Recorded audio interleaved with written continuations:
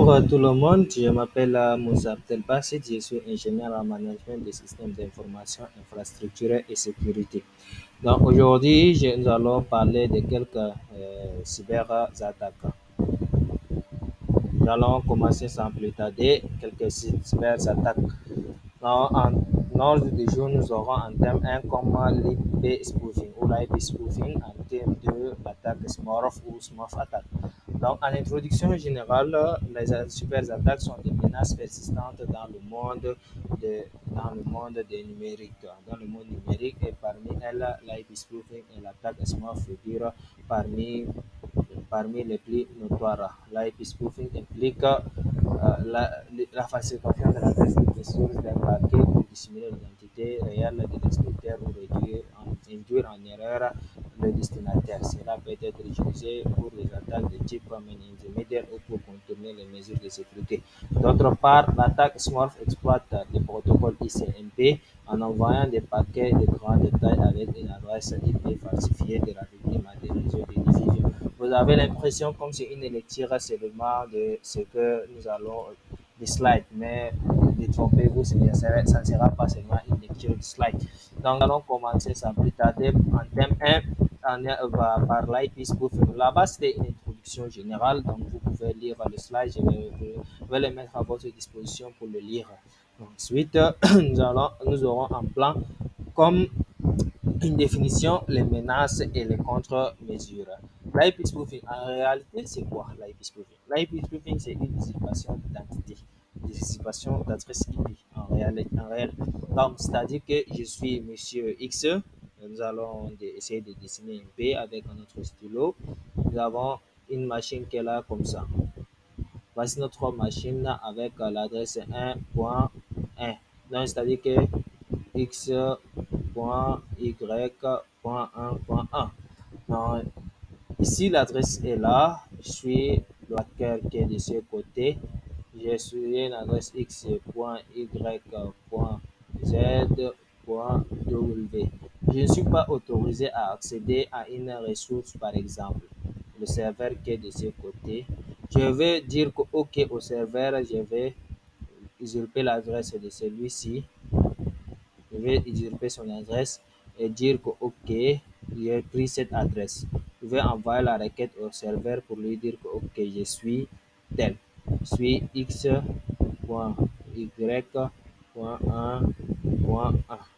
Le serveur va répondre à cette adresse croyant à celui-ci qu'il est en train de répondre. Or, il va me répondre. Donc ça, c'est en quelque sorte l'usurpation d'adresse IP. On utilise souvent cette utilisation, peut-être sans se rendre compte, mais dans l'utilisation des VPN. Au départ, quand ChatGPT venait de sortir, en Afrique, on n'avait pas, précisément en Afrique centrale, la possibilité d'utiliser ChatGPT. Donc, les gens utilisaient les VPN. En réalité, ça s'explique comment. Je suis ici, ChatGPT est là ici, je ne suis pas autorisé à l'utiliser. Si j'envoie une requête légitime de ce côté, on me dit que je n'ai pas l'autorisation. Ce que j'ai fait, c'est quoi? Je passe par un VPN, un utilisateur qui est par exemple en France, je vais dire que OK, je vais utiliser une adresse IP de la France pour envoyer une réponse ici.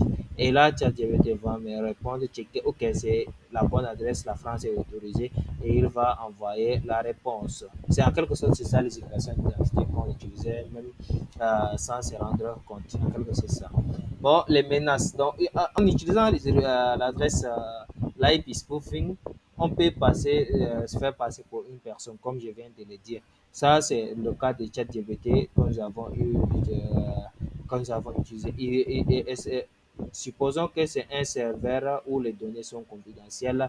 Il n'y a que seulement quelques personnes qui sont autorisées ou bien quelques adresses qu'on a checkées dans l'access list. Cette personne, s'il se fait passer pour une adresse IP légitime, il pourra accéder à ces serveurs. Donc, il y aura la violation de la confidentialité.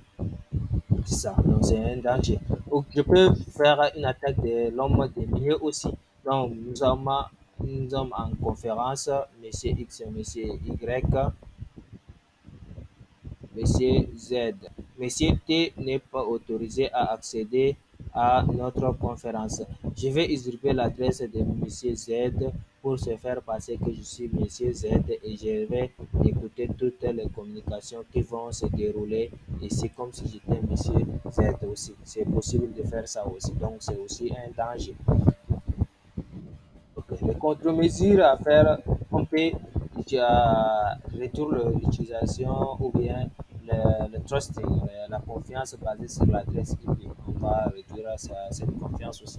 On ne va pas trop faire confiance à l'adresse IP, c'est aussi une contre-mesure. On peut utiliser dans le cadre, par exemple, de cet exemple de monsieur dès qu'il s'initie à notre conversation, on peut utiliser des protocoles chiffrés comme l'IPsec, le TLS ou bien le SSH. Donc, le SSH pour le remote test sécurisé, le TLS pour le chiffrement, TLS SSL pour le chiffrement des protocole HTTP au lieu de HTTP, on va utiliser le HTTPS. L'IPsec, au lieu d'utiliser l'IP simplement, on va utiliser l'IP sécurisé dans le cadre des VPN. Donc, c'est ça.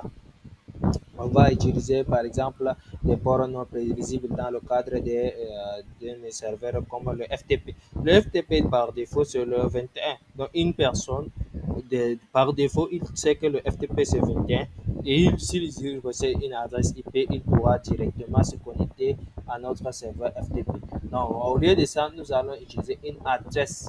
Donc comme nous savons, les numéros de port de 1000, de 1 à 1024 sont déjà prédéfinis en 2025 à 65 535 sont des noms définis. Donc, au lieu d'utiliser parmi ce qui est défini, on peut utiliser parmi cette liste pour définir notre serveur FTP. C'est aussi une sécurité. Donc, je vais mettre à votre disposition le slide et vous allez utiliser. En quelque sorte, c'est pour réduire le temps de la présentation. En termes de, nous aurons l'attaque SMORPH. Nous allons commencer par une petite présentation, la définition, le fonctionnement de l'attaque SMORPH et la simulation et les contre-mesures. Une attaque SMORPH, c'est une attaque parvenue des services distribués dans laquelle un pirate tente de saturer un serveur cible avec des paquets ICMP en envoyant des requêtes avec l'adresse IP usurpée de l'appareil cible à un ou plusieurs réseaux informatiques. Les réseaux informatiques répondent ensuite au serveur cible, amplifiant le trafic d'attaque initiale et saturant potentiellement la cible. Donc, vous allez voir, nous allons prendre comme par exemple ici. Je suis un serveur, je suis là ici, j'ai une adresse IP www.v.y. Par exemple, j'ai dit 1. Je suis monsieur ici, monsieur méchant.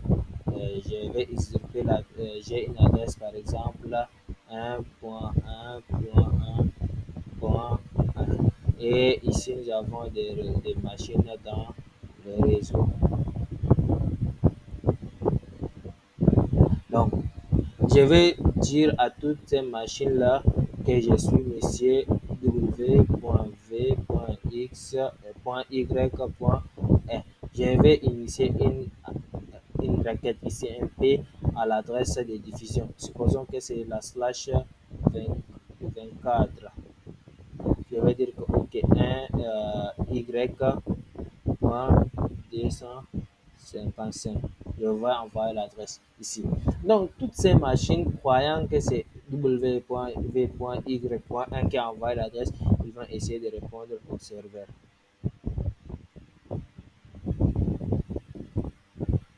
Tout cela, ça. Donc, pour cet exemple, nous avons que seulement 5 appareils dans le réseau. Imaginez que vous avez 200, 300, 400 et ainsi de suite. Donc, le serveur sera saturé par les requêtes de réponse ICMP. Supposons que j'envoie une ping continuelle à toutes ces machines-là. Ils vont penser que c'est le serveur qui est en train de répondre, d'envoyer des requêtes et ils vont continuer à répondre, à répondre, à répondre. Donc, c'est ça l'attaque ICMP. En quelque sorte, l'ICMP, ce n'est pas une faille, mais c'est un fonctionnement et on utilise mal ce fonctionnement de l'ICMP. Donc, de façon normale, l'ICMP fonctionne comment? Nous avons ici j'envoie un echo request, il m'envoie un echo reply. Donc, dès que j'envoie ici un echo request, ici, eux, ils vont croire que c'est lui qui a envoyé, ils vont envoyer des échos reply ici. Et ça va saturer le serveur. En quelque sorte, c'est ça l'attaque Smurf. Comme je l'ai détaillé déjà, nous allons voir une petite simulation de cette attaque. Imaginez que voici le hacker qui est là ici. J'envoie une adresse, je ne sais pas pourquoi le fichier ne veut pas fonctionner, mais bon, imaginez que je suis le hacker qui est là ici. J'envoie une requête ici. J'envoie une requête aussi ici. Voilà que ça commence à fonctionner. J'envoie une requête ici pour leur dire ok, je suis le serveur qui envoie les données. Et ils vont essayer de répondre ici. Ils vont répondre. Bon, ce n'est pas exactement le SMOF ici, mais c'est pour simuler une attaque DDoS de façon générale. Donc, le serveur il va tomber en panne. Et pourtant, les utilisateurs légitimes ne pourront pas utiliser les ressources. Contre-mesure, donc, il existe plusieurs solutions de contre-mesure, parmi lesquelles on peut bloquer, désactiver les adresses de diffusion IP, on peut utiliser des solutions cloud ou bien hybrides comme Cloudflare ou bien AdWord qui vont éliminer le trafic d'attaque en empêchant le ICMP d'atteindre le serveur d'origine cible. Donc, ce sont en quelque sorte les solutions qu'on peut mettre. Euh, qu'on peut mettre. Ok, en conclusion générale, nous avons vu ce que c'est l'attaque, l'IP spoofing, nous avons vu ce que c'est l'attaque SMORPH. Donc, ce sont des facettes redoutables de la cybercriminalité exploitant des failles dans les protocoles réseau pour compromettre la sécurité du système. Donc, c'est ça. Leur capacité à dissimuler l'identité des attaquants et à engendrer des dysfonctionnements majeurs souligne l'urgence de renforcer les mesures de sécurité. Comme nous avons dit, avec l'IP spoofing, je suis un attaquant ici, que je suis là ici. Je peux usurper l'identité d'un utilisateur qui est là ici et je vais commettre des actes ici. Je vais commettre les actes. Pourtant, j'ai usurpé son identité. L'analyste forensique, lorsqu'il va venir enquêter sur les attaques qui ont été menées, il va prendre l'adresse IP qu'il va relever et pourtant, toutes les preuves vont mener à ce monsieur qui est rien de plus qu'une victime aussi. C'est ça. Donc, ils peuvent dissimuler les adresses réelles des attaquants. Nous avons aussi, avec l'attaque Smurf, donc je suis là ici l'attaquant, je vais envoyer un ping, usurper l'adresse IP du serveur légitime et j'envoie un ping au niveau de l'adresse de division et ils vont répondre. Lorsque l'analyste forensique viendra enquêter sur ça, il va voir que c'est monsieur le serveur légitime qui a envoyé un ping au niveau de l'adresse de diffusion. Pourtant, il a seulement subi une usurpation d'identité. Merci pour votre aimable attention.